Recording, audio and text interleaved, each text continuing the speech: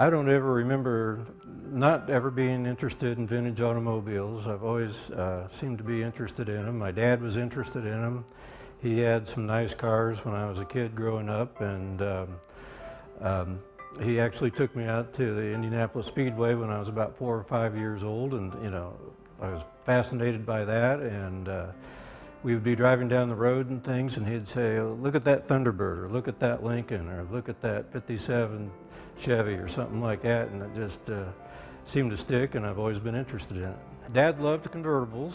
He liked fancy cars. He liked things that he enjoyed driving fast. He started going to the Indianapolis 500, I think, in about 1924 or 25.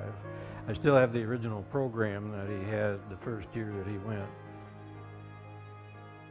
I started collecting vintage cars in, I believe, 1972 or 3. I was in college, about a sophomore or junior in college, and I bought my first Model A. Always wanted one and found one, and had worked that summer and saved the money and found one, and it was on the south side of Indianapolis, and drove it home to where we lived on the north side of Indianapolis. So I've always been a Ford fan. Ford has always been my favorite brand of cars. I typically drive Fords. Most of my collection of 20-some cars is Ford. I do have one Chevy, one Volkswagen, and one Buick, but the rest of them are all Fords. I enjoy everything about the company, the family, the history, the personality of the whole family, of Henry, of Edsel, his son, of Henry II, and the whole family, and how the Model T went from obscurity to selling 15 million units over a number of years, how it was so practical, how it worked. It was just a fascinating story. When I go to look for a car, I try to find something that's fairly original. I like originality. If it needs restored, I like to be able to restore them back to original. I do research the history of the individual cars and of the marques and of the model, like the Model A's, or the Model T's. I really enjoy the research, really enjoy learning about the changes they made during the years, why they made them, and the differences. And my collection seems to be populated a little bit with several of the major stages within the Ford Motor Company.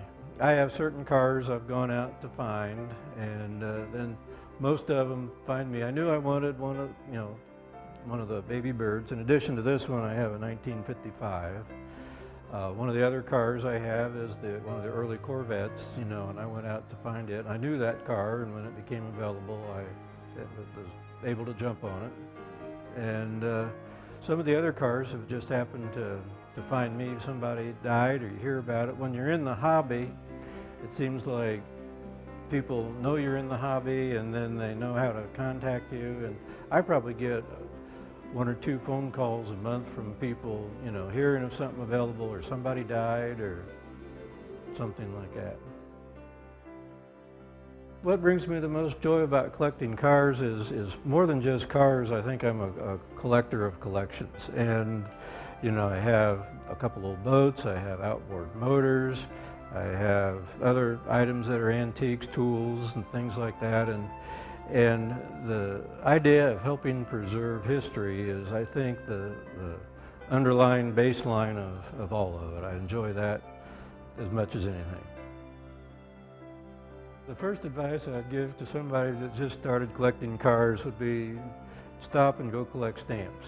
They don't take as much room. They're lightweight. But no, seriously, I love collecting the cars, but it's easy to underestimate several things. Number 1, the time it takes. Number 2, the resources it takes. Number 3, the people that can help put it together. The storage requirements. It's so easy to just think that, I can put it in the garage and work on it on weekends and nights and things like that, and it just doesn't happen that way. What do I love about driving about vintage cars? Well, it makes you go slower. It just makes you appreciate so many things about them. You know, most of the old cars had a lot of torque in the engines. Of course, most of them were a shift transmission. Most of them had great big steering wheels.